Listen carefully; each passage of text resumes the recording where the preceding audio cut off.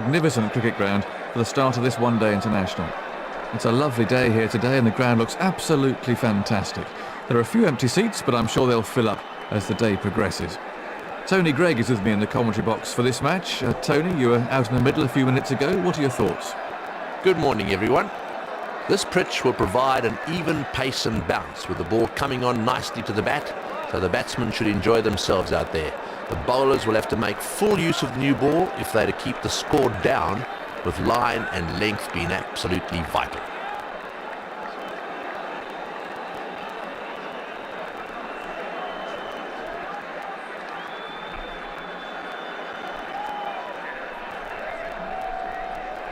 I can see the captains are on their way out to the middle for the crucial toss, so let's see what happens.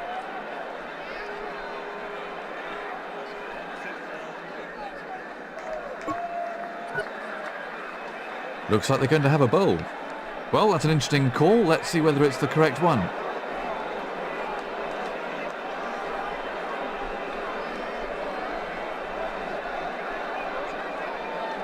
The ground's beginning to fill up as the players emerge from the pavilion. The opening bowlers are the key.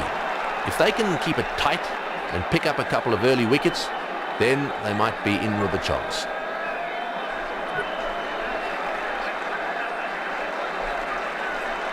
The quick bowler to start the first over.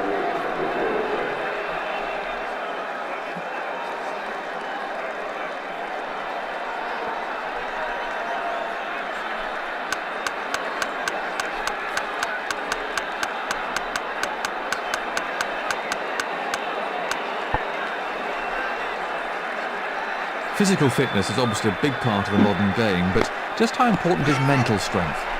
There is a bit of an emphasis these days, perhaps a little bit more so than in my day, on physical fitness. To be perfectly honest, I'm not too sure that I agree with the way they're going about it, because what you really need to be in terms of fitness as a bowler is to be fit to bowl. You don't need to be fit to run a marathon, you need to be fit to bowl, so you need to be quite agile. So there's obviously a program of fitness that can be very useful for that. It's just as important to try and develop the mental strength required to overcome some of the hurdles that... Gone for naught.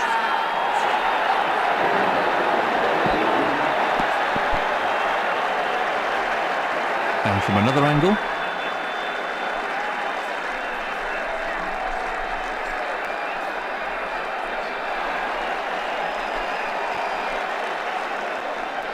New batsman in for Sri Lanka.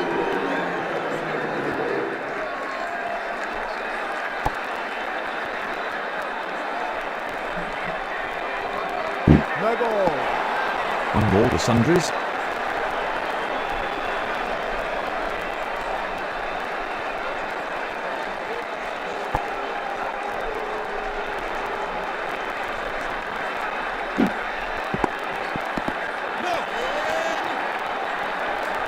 No run.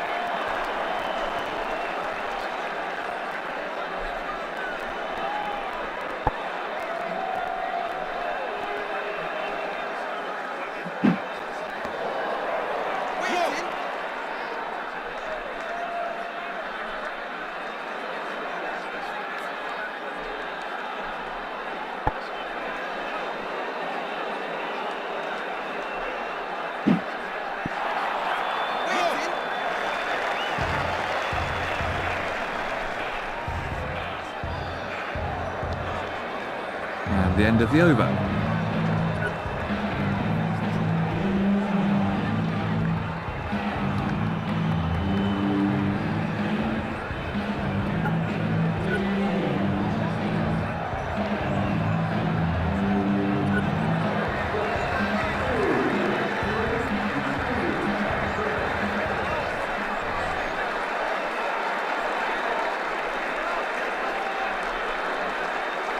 The last few overs of the innings are vital, so the captain should save some of the best bowlers' allocation until then.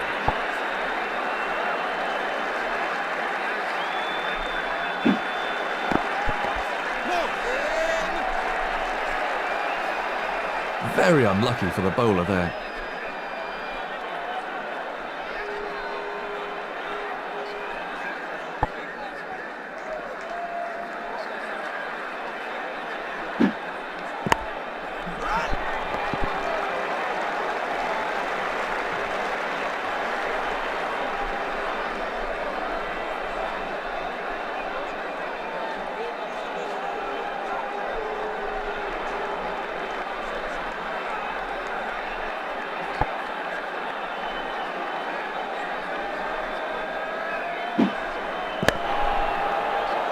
The ball just runs out.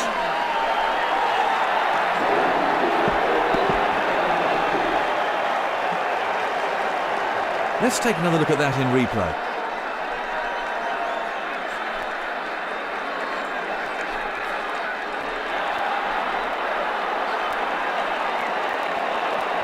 So, new batsman at the crease.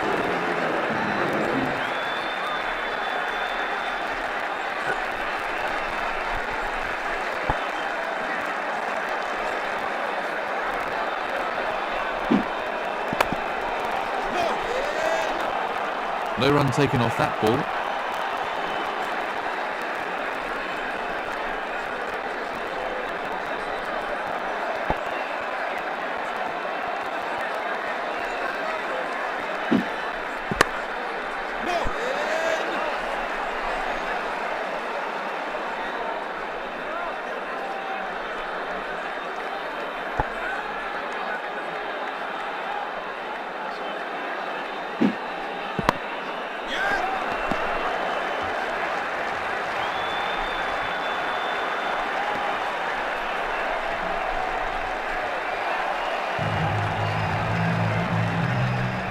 That's one more onto the score. 2 runs from the over.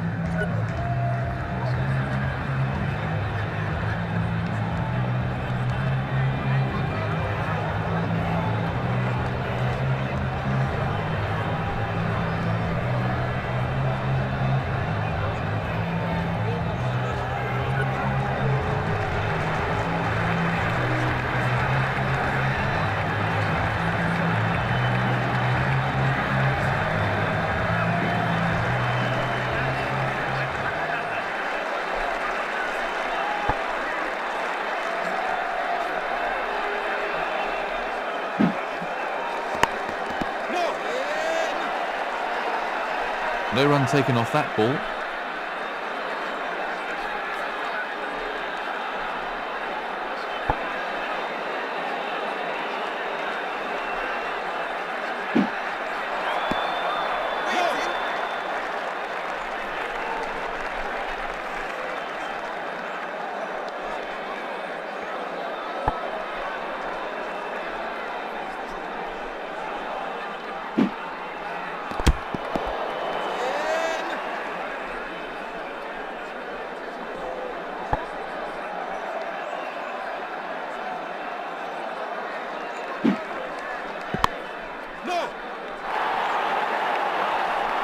That might clear the rope. It has. He plays that shot really well and it brings him a lot of runs. He hit that with great power.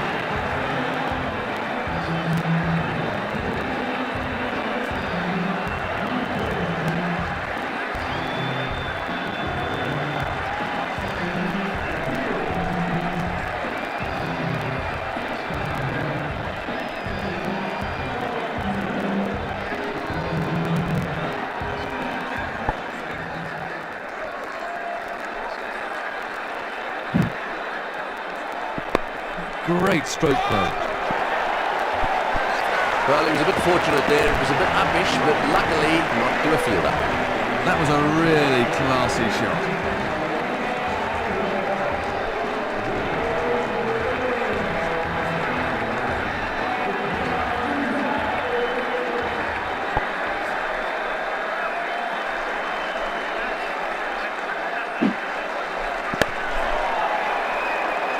The ball... He's got him!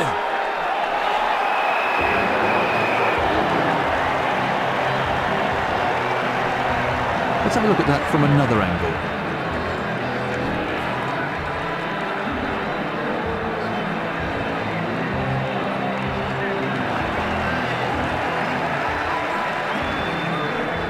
New batsman in, and absolute concentration required now.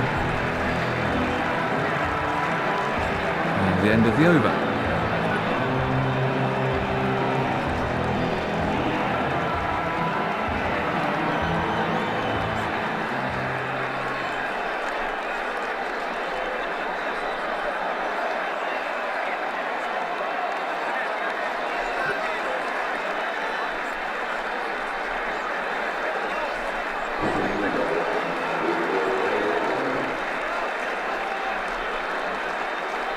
Having played for England and lived in Australia, Tony, briefly, how would you describe the differences in the approach to cricket between the two countries?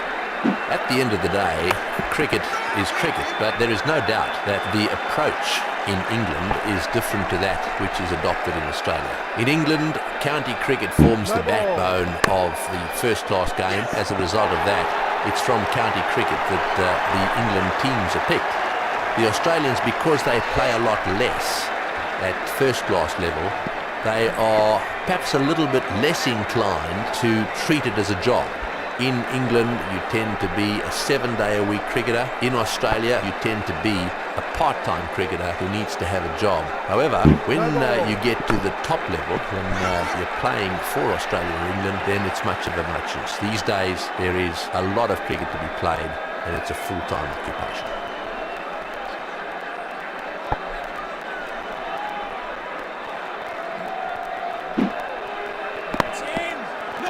Stopped in the covers.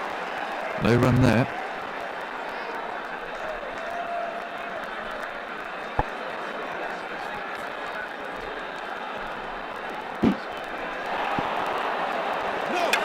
Confident appeal. The umpire's signalling for the third umpire. The third umpire's given him out. That was a sharp stumping by the wicketkeeper. That's a great piece of work by the keeper. New batsman in for Sri Lanka.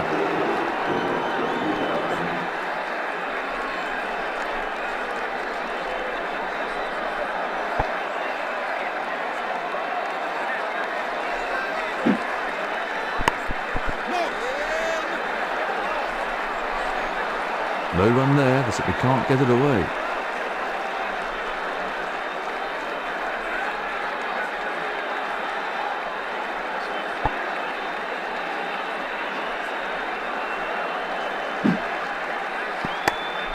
He's hit that well. Well, you really can't give this player that kind of room outside the off stump.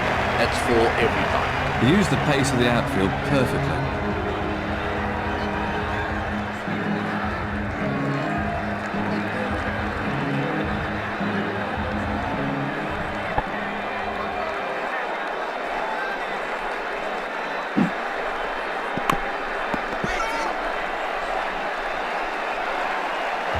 No runs there. 9 taken from the over.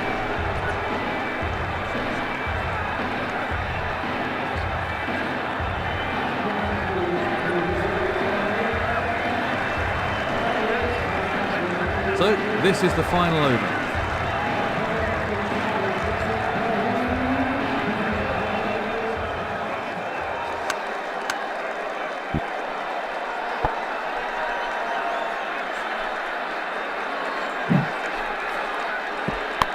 Beautiful timing.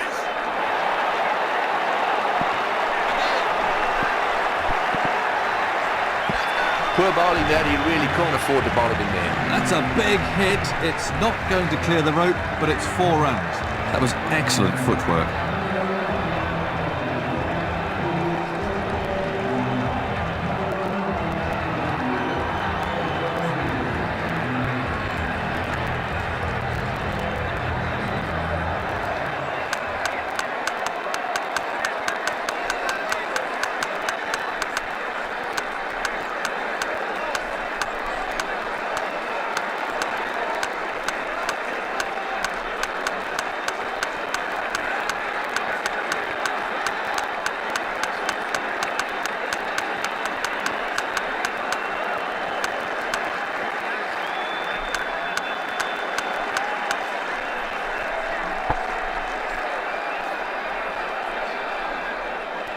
No ball.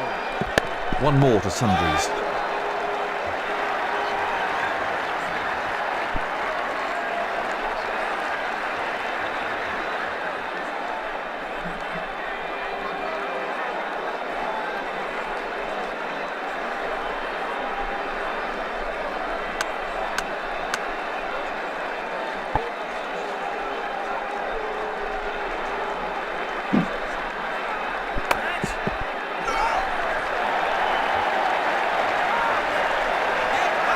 Batsman changed them.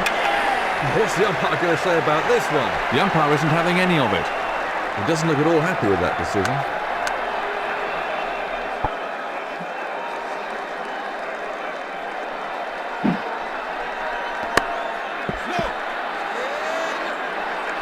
No run taken off that ball.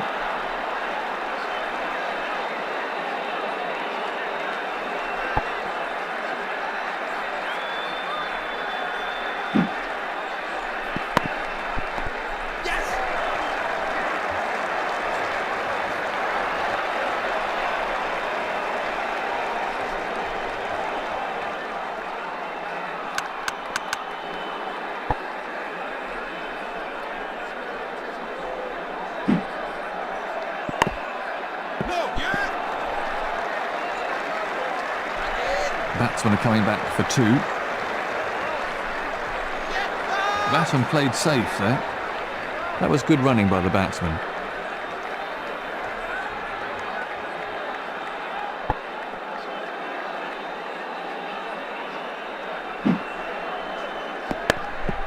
He's played that beautifully.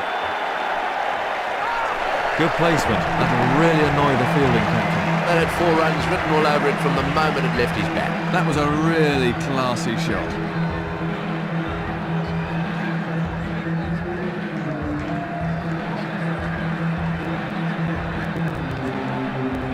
That brings the innings to a close. He's getting a polite round of applause as he makes his way to the pavilion.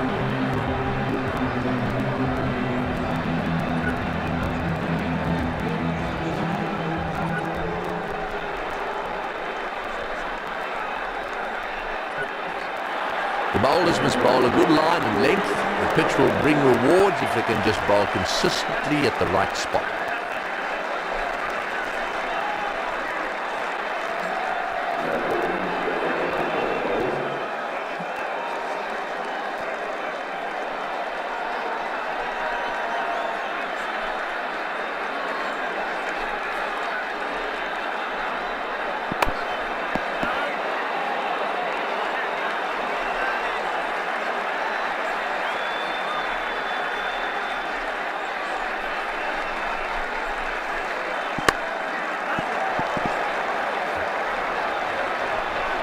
Batsmen are coming back for a second.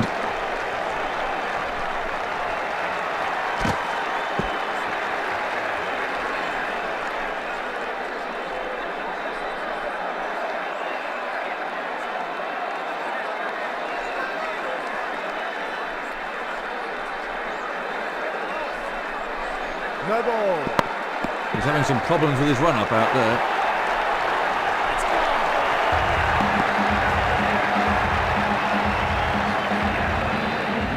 He used the pace of the outfield perfectly.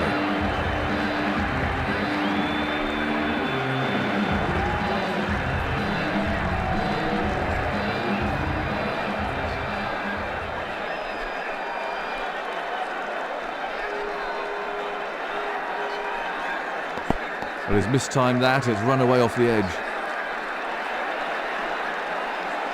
No run there.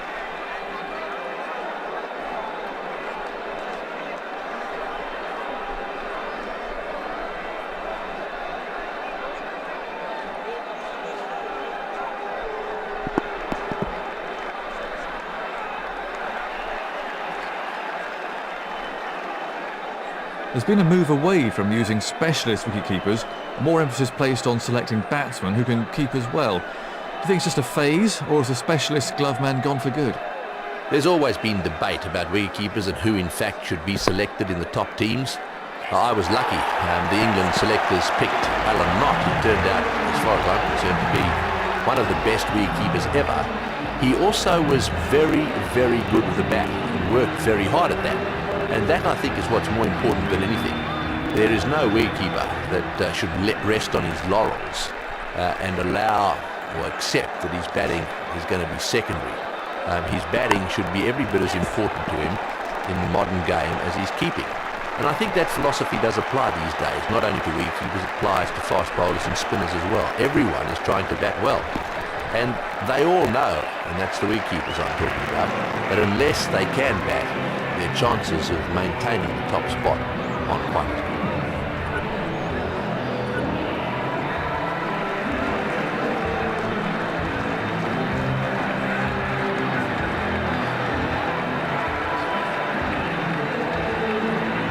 Fielding restrictions are over. The captain now has a free hand to position the field as he desires. The captain needs to think about saving some overs from his best bowlers for the closing stages of the innings.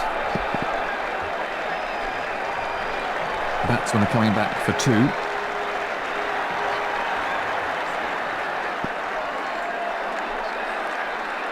Two more runs to the batsman.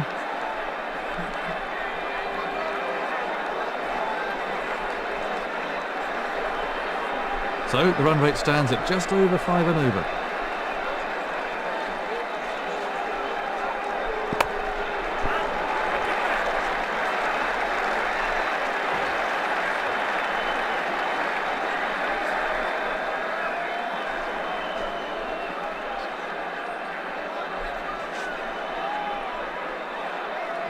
No ball. One more for sundries. The batsmen are coming back for a second. They're in disarray out there. Surely this will end in a run out.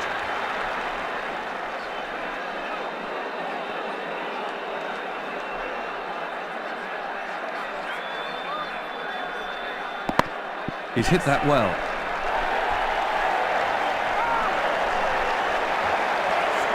He's got hold of that. Absolutely effortless. He hardly seemed to hit it. That was a very confident shot.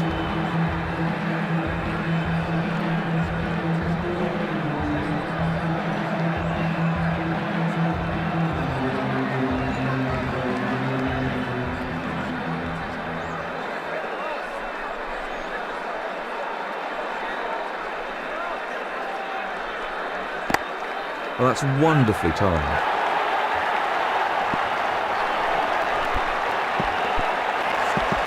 That'll be 4 more. He might have hit that in the air, but there really was no fielder out there, so that wasn't much of a risk.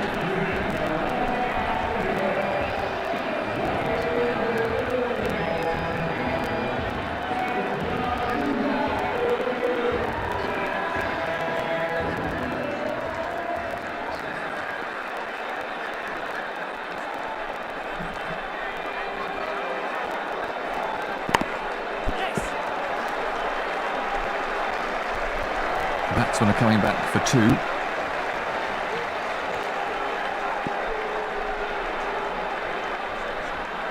Really good strike rate from this player.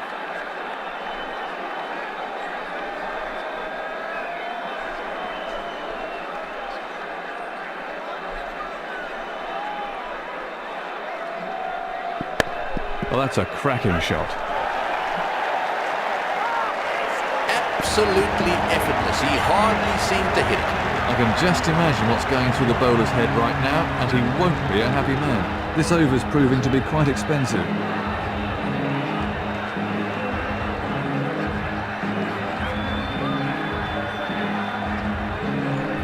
Very expensive over indeed.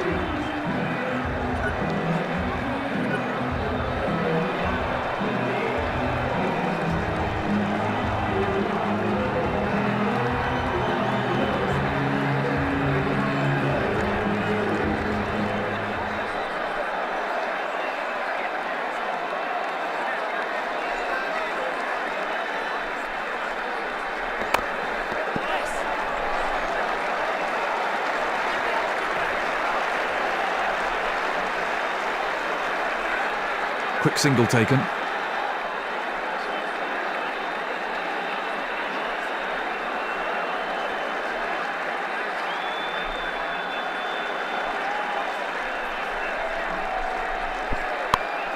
Great stroke play. 4 runs. That's great cricket. He knew there wasn't a fielder out there, so it wasn't risky. That was a confident shot.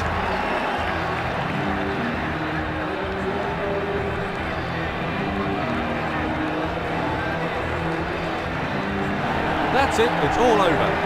There's the winning runs.